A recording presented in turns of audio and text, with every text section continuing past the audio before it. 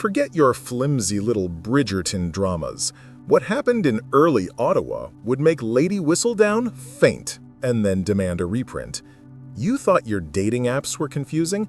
Try navigating a society where your entire social standing could be ruined by a single misplaced ankle. Welcome, dears, to Canada 1867. Before we dive headfirst into this icy, puritanical scandal pool, do ensure you click that bell. Tell me, are you watching this exposé from your plush modern sofa? Or perhaps, like a true Victorian, hiding it behind a copy of the Bible? Let me know where you're tuning in from, and what time it is, you clandestine history buff. The year is 1867. The Dominion of Canada has just been born. Everyone is talking about Confederation, the merging of provinces, the building of a grand nation. But darling, no one was talking about the real mergers happening behind the closed heavy doors of those new stone mansions in Montreal and Toronto. They tried to sell us this image of rugged pioneers and pious Protestants, a country built on hard work, maple syrup, and repressed desires. It was all a dazzling, exhausting lie. The truth is, Canada's early elite were essentially bored Victorians with access to an entire continent and zero paparazzi. The primary sexual practice of the era wasn't about action, my dear. It was about denial. It was a game of intense, prolonged, agonizing repression. Think of it as the ultimate sexual practice, the deliberate, theatrical starvation of the senses. Their bodies were temples, yes, but those temples had very strict visiting hours. The gossip of the day wasn't about who slept with whom, but about who looked at whom for half a second too long.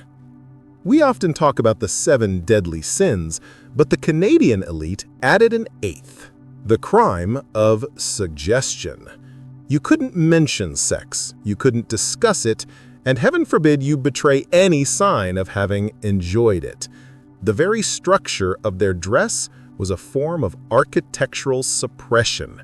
Layers upon layers of material, corsets, petticoats, bustles, designed not just to shape the silhouette, but to functionally disable any spontaneous acts of passion. It took an engineer and 3 maids just to get the clothing off, which, I imagine, acted as a rather effective contraceptive. The local scandal sheets, the early prototypes of our beloved tabloids, didn't run headlines about affairs. They ran cryptic, moralizing sermons about a tragic fall in Society Lane, or the perils of excessive flirting at the Governor General's ball. The reader, of course, was expected to read between the lines and supply the lurid details themselves. It was an exercise in collective, polite perversion. And the pamphlets. Oh, the pamphlets! These were the self-help books of the era, warning young men about the dangers of self-abuse. A term so vague it could mean anything from masturbation to eating an extra slice of cake. The language was so melodramatic, you'd think rubbing your thigh would summon the devil himself. The greatest diabolical practice of the Confederation era was making people believe their own bodies were inherently sinful and designed to betray them. It was a mass, prolonged psychological torture session. This created a society dripping with hypocrisy. The strict rules were for the parlor, the back alleyways, the private clubs, and the remote railway camps. They told a different, much more fascinating story. As we established, the grand experiment of Canadian Confederation was less about nation-building and more about the delicate art of pretending nothing scandalous was happening. The high society matrons of Ottawa may have been clutching their pearls over an exposed ankle, but their husbands, darling, their husbands were busy exploring unparliamentary procedures that would make a modern politician blush before being immediately elected to the Senate. Since we're delving into the secrets of the 1870s, do me a favor, press that like button as discreetly as possible, lest your nosy neighbor thinks you're reading something frivolous. And for the love of lace, tell me your favorite historical euphemism for flirting. Mine is exchanging prolonged glances over a very large punch bowl. Let's talk about the gentleman politician. These men, clad in their heavy wool suits, presenting themselves as the moral backbone of the new dominion, were the absolute masters of the double life. The greatest hypocrisy of this era was the concept of the therapeutic escape. The narrative went thus. A man's delicate constitution simply could not handle the stress of building a new country. Therefore, he required certain remedies that could not, under any circumstances, be administered at home. These remedies often involved a quiet trip to Montreal, the Sin City of early Canada, or to one of the newly emerging, conveniently remote railway towns.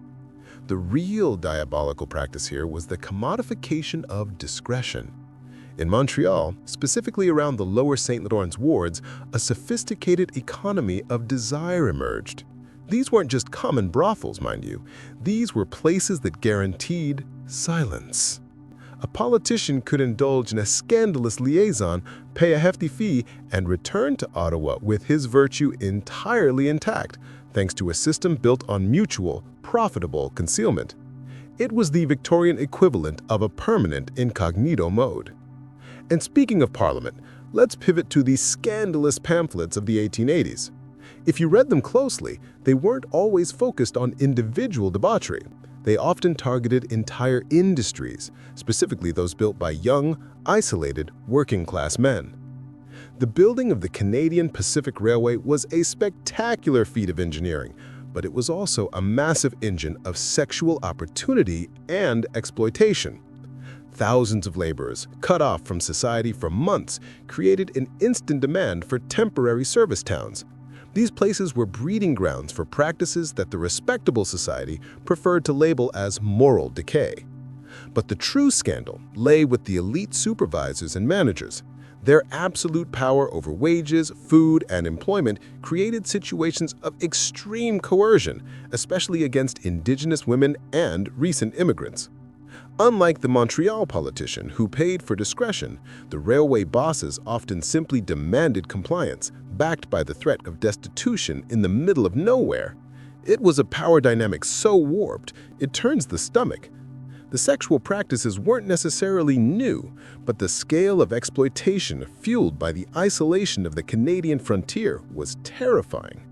So, while your average Canadian was reading a pamphlet about the evils of dancing, the political and industrial architects of the country were essentially presiding over a continuous systemic violation of those rules. They exported their sexual urges to the powerless and brought back their clean consciences to the capital. Next, we'll uncover the specific, peculiar obsessions of the Canadian medical community, because nothing makes a society more neurotic than having doctors publish lengthy, utterly deranged guides to the bedroom. You won't believe what they called nerves.